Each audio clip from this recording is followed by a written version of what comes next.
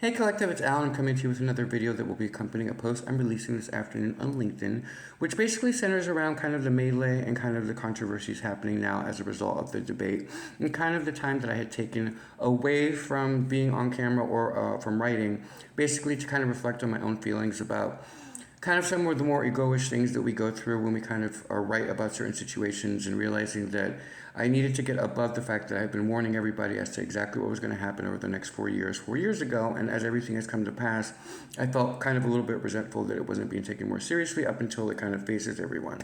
And that's not a really healthy environment or really healthy energy to sit in for very long. So I had to move myself past that and kind of understand all of the energy that was kind of coming at me in different forms, and realizing that it wasn't just my confusion or it wasn't just my anger responses that were at play. It was kind of more of a collective feel. And I needed to set aside my personal feelings about things and rise above the emotions and kind of look at it from a more strategic and analytical point. Which, as the piece that this is about centers on, it took me to meditation and kind of more of the hopeful quality to life, and realizing that though it may seem like hope is lost, that is never the case, especially if you understand that there is always a plan and a reason for all things, and that there's always time to turn things around. And so what I wanted to do with this video was reaffirm that in a much stronger, from a much stronger perspective, so as to really kind of ground the energy a little bit more firmly, so as to bring it as more of an upliftment type of piece. Because the written form is pretty come to Jesus kind of conversation, right? It is very much about like, there are certain signs and things, and the agenda has now been released on the opposition, and we're starting to see that they're like actually thinking about, killing women who have abortions, or killing gay men and women, and there's all of this stuff that we knew was going on behind the scenes, and now as it's coming into full frontal view, many people are now starting to realize that this is kind of reminiscent of the Nazi days and kind of that era of like, we were always wondering why would they ever have allowed that to happen, and then here we are kind of witnessing something similar to it, and are now put in a position where we have to do something, and everybody's now in a state of crisis where it's almost like, well, what do? We only have 4 months before the election, and the truth is there's a lot to be done in 4 months, and there's a lot to be done before anything really bad happens, right? It is the will of the people that is at stake here, and so the people will now need to actually step up and actually get into alignment with what needs to happen. And so what I really wanted to focus on with this piece is focus our energy more on some solutions that may be appealing across all party lines, which is this. Many people do not want to hurt other people. In the nature of democracy, one of the things that we do is protect the people. We don't try to harm them or enslave them or destroy them, or in the cases of some of these idiots, kill them. They actually, have rhetoric about executing different types of people because of the fact that they just don't disagree with it. And we realize the danger that comes with such rhetoric.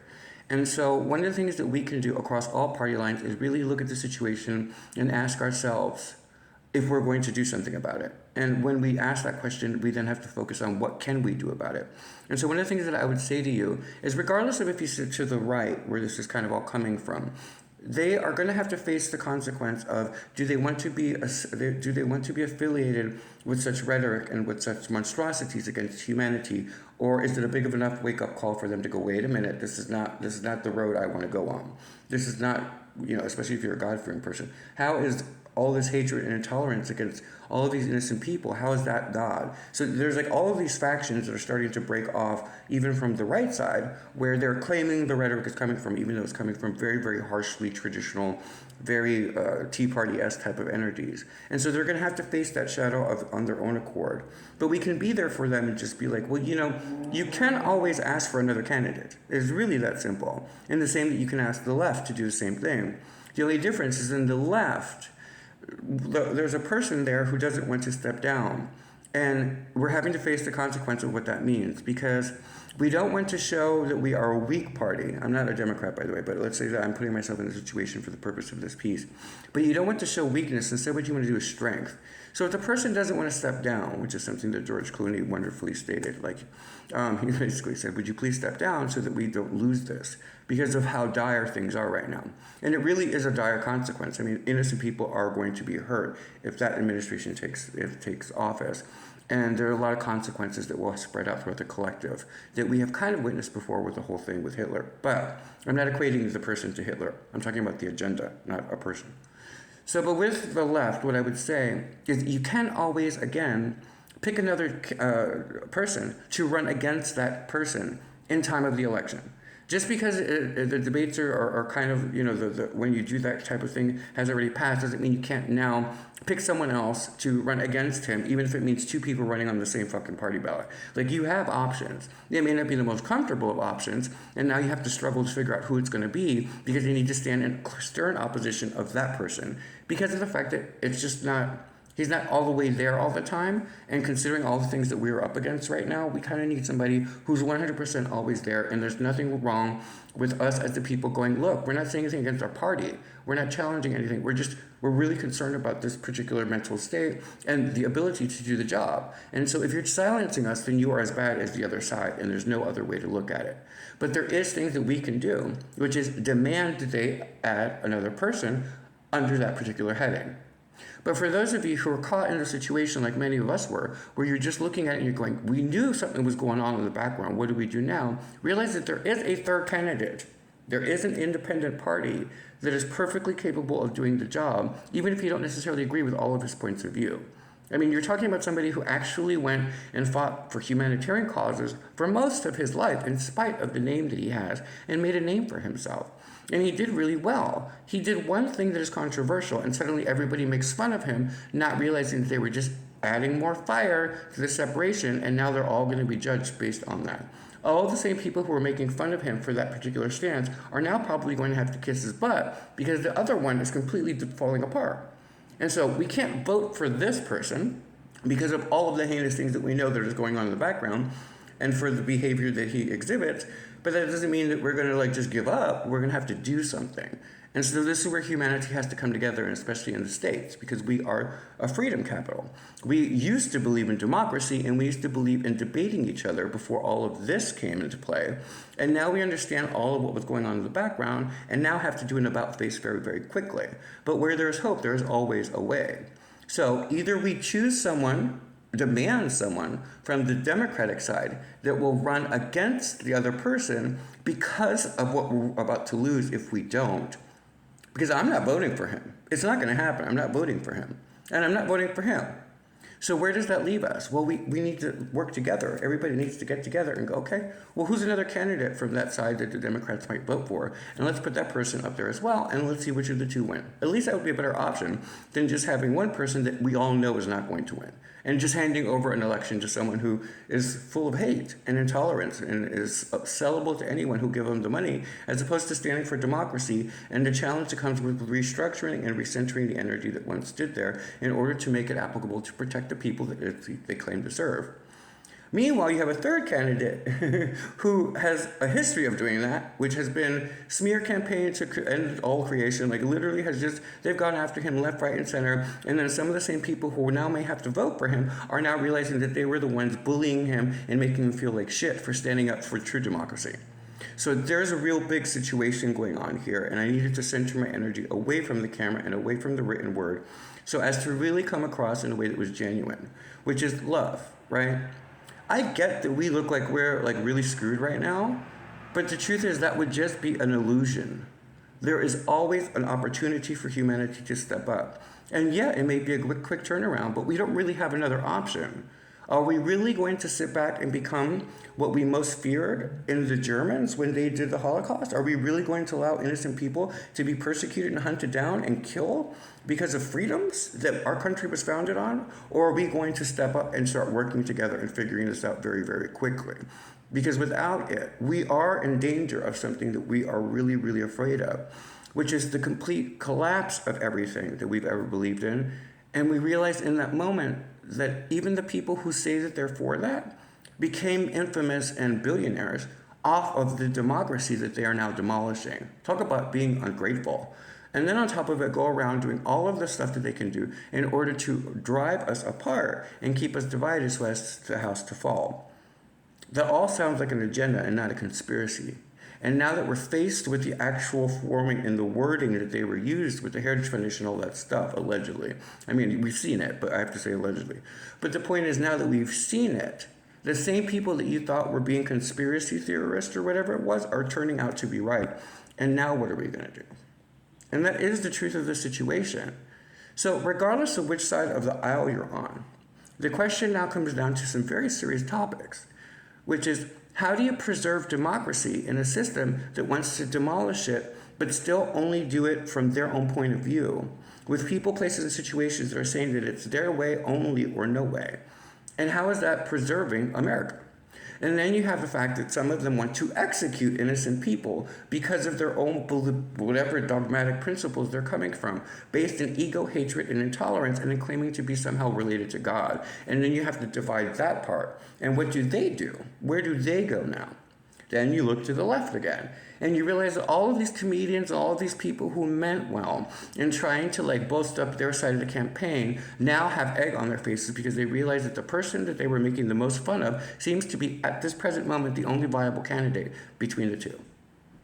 So what do we do? Do we surrender and throw all of it away? Do we just admit defeat and just go, well, I guess we're all going to hell? Or do we as a collective do something about it? And the piece really centered around that type of energy, which is, I get that everyone's exhausted and I get that everybody's really tired of this, but we really don't have an option but to either stand together or fall apart. And the longer that we keep fighting with each other over semantics and different political views or whatnot, the longer and harder it's going to be for us to get back up. Because I'm telling you right now, come next year, final judgment will be passed. And whether you believe me or not, I will point out again that everything that I have said in the past 4 years has happened. And I'm telling you, there's a lot more writing on this situation than you are willing to look at right now. But because we weren't willing to look at certain things, we are all now kind of up a creek with no paddle. And so humanity has to make some tough choices. Do we want to follow someone who wants to hurt other people and allow people under that administration to physically harm innocent people? Or do we want to protect our citizens and band together and figure out a way out of this situation? It's not a hypothetical question anymore. It's the reality. And I'm going to quote Jon Stewart here. When he reacted so vehemently to the debate, he specifically said, this can't be real life. This cannot be what and it is. Because we were so blinded by so much hatred and intolerance for each other that we were not paying attention to what the formations and alliances were that were going on behind the scenes. And now that we're this close to the actual election, it's brought right into our faces. And a lot of innocent people and a lot of people who are not corrupt are starting to wake up. So what do we do with that? What do we do with all these people? Remember, we still got AI coming up. We still have all these other real situations and problems facing us that wait for us on the other side. And you wouldn't trust that administration with that freedom? The same administration that is considering allowing the complete, taking away the rights of all of millions and millions of people? It's a slippery slope, but this one's kind of expedited. And the point of the piece was there's always hope as long as you're willing to work together. So I don't know what the easy answer is because I don't see one. We've waited so long to work together, and we have allowed people to smear campaign other people and to make people feel like they are crazy or whatever it is. And now that the proof is in the pudding, we're going to have to band together and figure out a way through this. And I'm telling you right now, before 2025, this is going to need to be worked out. And I'm going to do a separate video for the chosen ones on that topic because that's not for everybody. But I'm going to say this to everyone that's listening and that watches this video. We can do this. It's not as hard as you think. It just takes action. And the longer we bicker and allow other people to tell us what we can and cannot do in order to fix this, the harder it's going to be to adjust it. There's a lot of damage that can be done if that happens, and it's irreversible. If innocent people get hurt and killed while we argue the semantics and debate the small details of what we believe in personally, then all of humanity loses, and there's no way to unsee that truth. So this piece really was one of the hardest pieces I've ever had to write. Because though I'm full of hope and I believe in magic and miracles, the only energy that I truly believe in that can fix this will be the Almighty. But in this world, a lot of people don't even believe in that anymore. And I'm just hoping that we don't allow the complete destruction of our world to then bring us all to our knees to meet him, her, it. So in the end, what I would say is don't let them tell you that we can't fix it. Instead, just fix it. Whatever our oppositions or disagreements are within each other, look at what is visibly and physically and in written form done and ask yourself, are you willing to go along with that? Because if you're not, you're going to have to fight like hell right now. He may not want to step down. He may be stuck in ego, or he's just older. And we have compassion for the service he did. But if we don't do another person there, then the only candidate left is RFK Jr., right? Because we can't vote for the other person, not with that agenda. So what is the DNC going to do? Are they going to allow themselves to be the laughingstock for handing the election over to this person because they refuse out of ego to do right by the people? Or are we all just going to wake up and be like, I guess it's going to be RFK because I'm not voting for someone who can't even finish a sentence to represent our world? What happens during a big crisis? What if he freezes? And then they're shaming us for asking the questions that need to be asked. And now we have celebrities and very important, notable people echoing what I've been saying for 4 years. We needed to get ahead of it. Well, okay, we didn't do it. Instead of getting in our feels about what we should have, could have, would have done, we now have to do something. Regardless of whether you're affiliated with the left or the right, we have a serious situation here. There are people who want to execute innocent people in American territory. And people are like looking at it going, holy shit, when did we get here?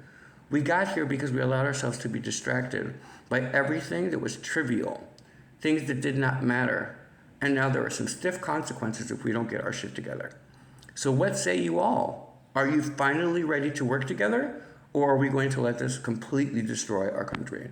And in the end, that is entirely up to each individual person. But I am a being of light, and I do believe in hope. And I believe in humanity, and I believe you guys can pull this together. Don't be timid right now. Be strong. And realize that for every freedom they take away from another person, it sets precedents in order to take your freedom away at any time that they want. Remember, it's only their way, no one else's. It doesn't matter if you support the idea of breaking it down and rebuilding. Many of you aren't considering what that entails for you as the person who's not in office. You're the one that's going to have to sacrifice everything in order to push their ego forward. And now it's time to really look at that. Because if you align with people who are willing to kill other people, then what does that make us? And that is where I'm going to leave this video. I hope you guys have the most blessed day and are the happiest people in the world, because we need to band together right now, and we need to show full support that we are going to get through this together. A house divided is falling, but a house united will stand. And that's all I'm going to say.